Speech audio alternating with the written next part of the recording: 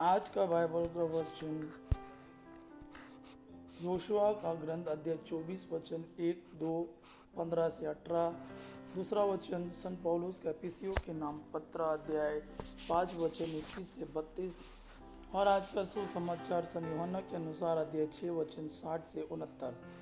Yoshua का ग्रंथ अध्याय 24 वचन 1, 2, 15 से 18। योशुआ ने सिक्किम में सब इजरायली वंशों को इकट्ठा कर लिया। इसके बाद उसने इजराइल के वयोवृद्ध नेताओं, न्यायकर्ताओं और शास्त्रियों को बुला भेजा और वे सब ईश्वर के सामने उपस्थित हो गए। तब योशुआ ने समस्त लोगों से कहा, इजराइल का प्रभु ईश्वर यह कहता है, प्राचीन काल में मैं तुम लोगों के पूर्वज इब्राहिम और नाहोर का पिता तेरा फरात नदी के उस पार निवास करते थे। वे अन्य देवताओं की उपासना करते थे। यदि तुम ईश्वर की उपासना नहीं करना चाहते तो आज ही तय कर लो कि तुम किसकी उपासना करना चाहते हो, उन देवताओं की जिनकी उपासना तुम्हारे पूर्वज नदी के उस पार करते थे, अथवा अमोरियों के देवताओं की जिनके देश में तुम रहते हो।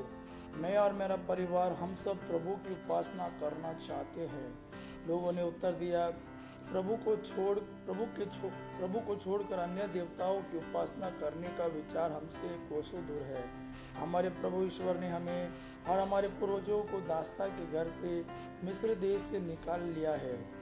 उसी ने हमारे सामने महान चमत्कार दिखाए हैं।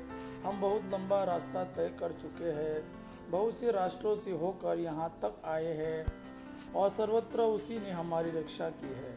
हम भी प्रभु की उपासना करना चाहते हैं क्योंकि वही हमारा ईश्वर है। आज का दूसरा वचन संत पौलुस का एफिसियों के नाम पत्र अध्याय 5 वचन 21 से 32।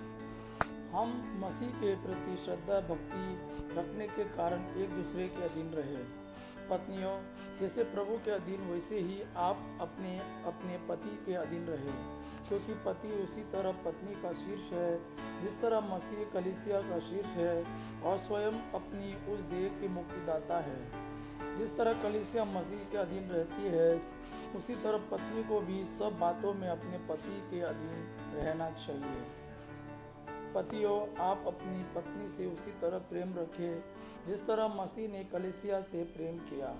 उन्होंने उसके लिए अपने को अर्पित किया, जिससे वह उसे वचन तथा जल के स्नान द्वारा शुद्ध कर पवित्र बना सके, क्योंकि वह एक ऐसे कलीसिया अपने सामने उपस्थित करना चाहते थे जो महिमामय हो, जिसमें न दाग हो, न झुर्री और न कोई दूसरा दोष, वरन जो पवित्र और निष्कलंक हो। इसी प्रकार उचित है कि पति अपनी पत्नी से प्रेम करे मानो वह उसकी अपनी देह है, क्योंकि जो अपनी पत्नी से प्रेम करता है वह अपने आप से प्रेम करता है। कोई अपने शरीर से बैर नहीं करता, वरन वह उसका पालन पोषण करता और उसकी देखभाल करता रहता है। मसीह कलीसिया के साथ ऐसा ही करते हैं, क्योंकि हम उनकी देह के अंग हैं।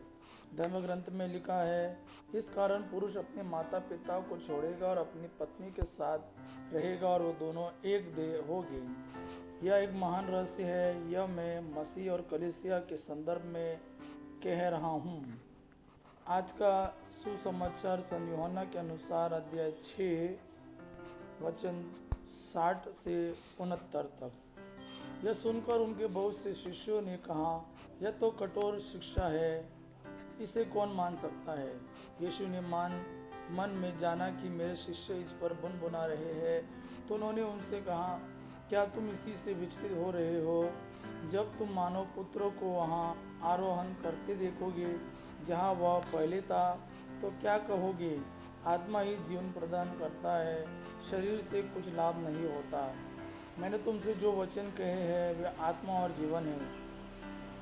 फिर भी तुम में से अनेक मुझ पर विश्वास नहीं करते। यीशु तो प्रारंभ से ही यह जानते थे कि कौन मुझ पर विश्वास नहीं करते और कौन मेरे साथ विश्वासघात करेगा। उन्होंने कहा, इसलिए मैंने तुम लोगों से कहा था कि जब तक पिता से यह वरदान न मिले कोई मेरे पास नहीं आ सकता। इसके पश्चात यीशु के बहुत से शिष्य पीछे हट गए और उन्होंने उनका साथ छोड़ दिया। इसलिए यीशु ने 12 से कहा, क्या तुम लोग भी चले जाना चाहते हो? सिमोन पतरस ने उन्हें उत्तर दिया, प्रभु, हम किसके पास जाए? आपके पास शाश्वत जीवन के वचन हैं।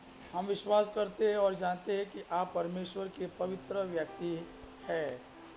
यह प्रभु का वाणी है। प्रभु को धन्यवाद। आबा पिता की महिमा और पुत्र यीशु का प्रेम आप पर सदा सर्वदा बना रहे। आमेन।